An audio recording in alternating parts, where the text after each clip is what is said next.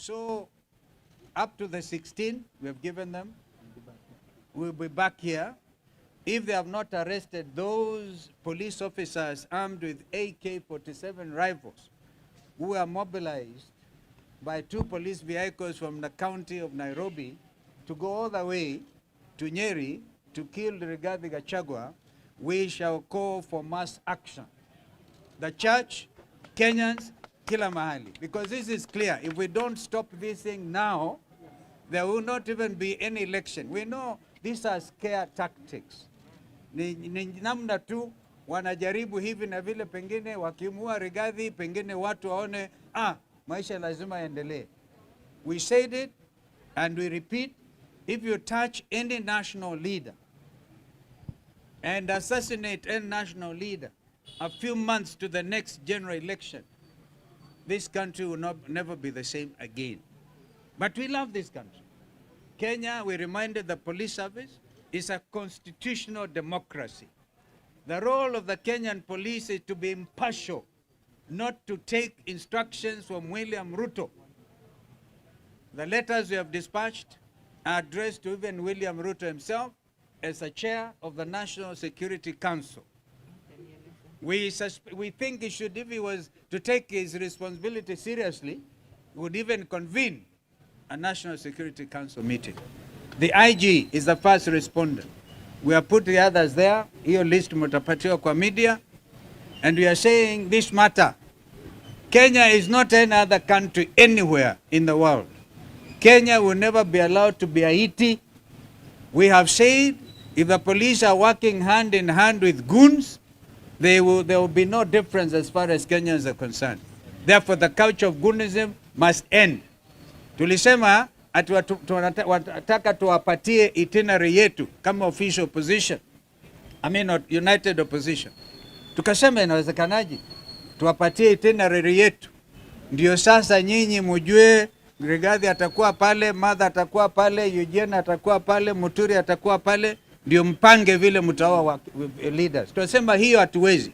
Lakini finally tukasema wao watupatie a liaison officer ambaye ako operations director, I think Mr. Opio, kwamba tukimpatia hiyo itinerary yetu na mmoja wetu aumizwe, basi tutajua ni wao wametupangia.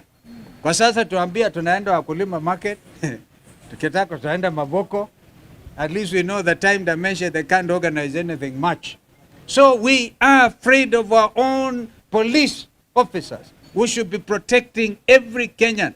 Not just leaders, but every Kenyan under the Constitution is entitled to security, to protection against kuharibiwa mali yao na vitu kama hivyo. So we had actually a very good meeting.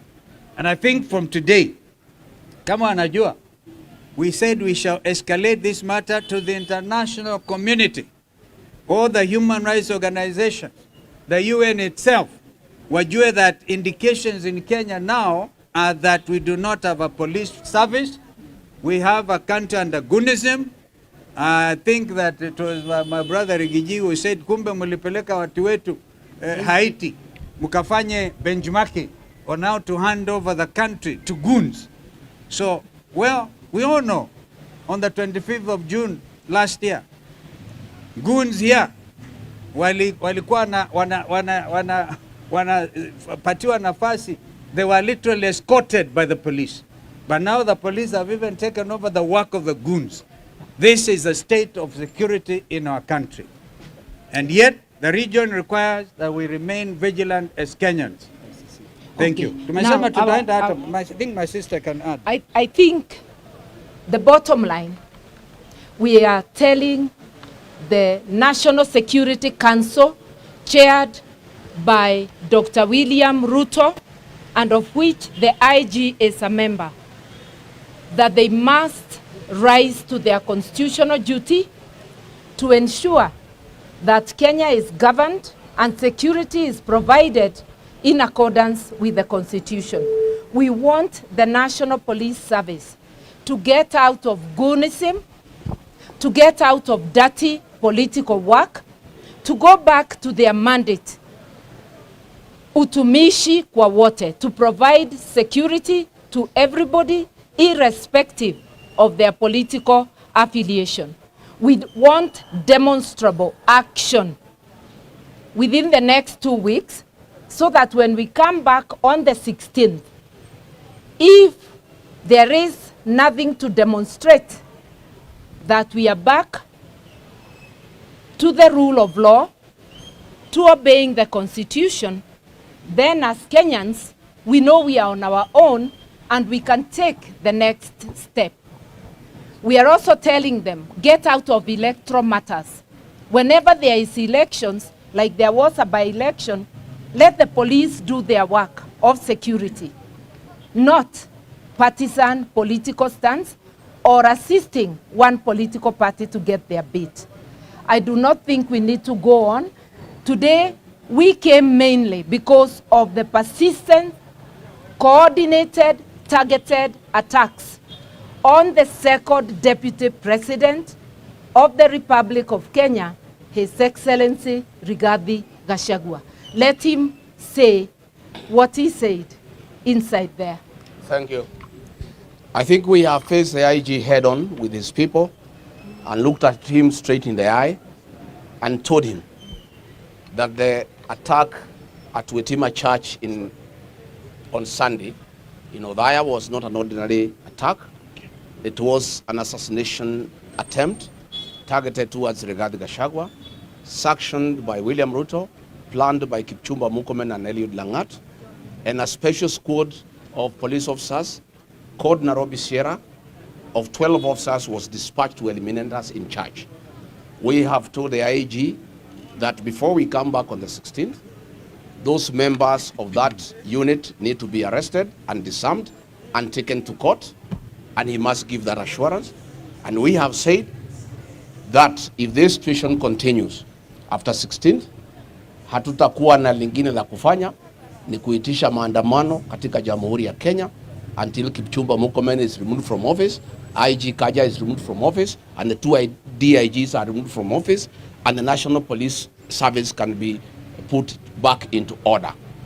2 vehicles were sent from Nairobi by the regional police commander, one from Buruburu Police Station, another one from Makadara Police Station.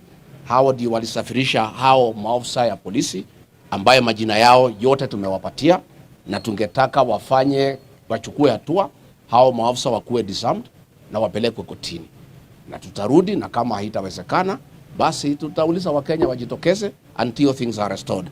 In the meantime, we have resumed our political activities.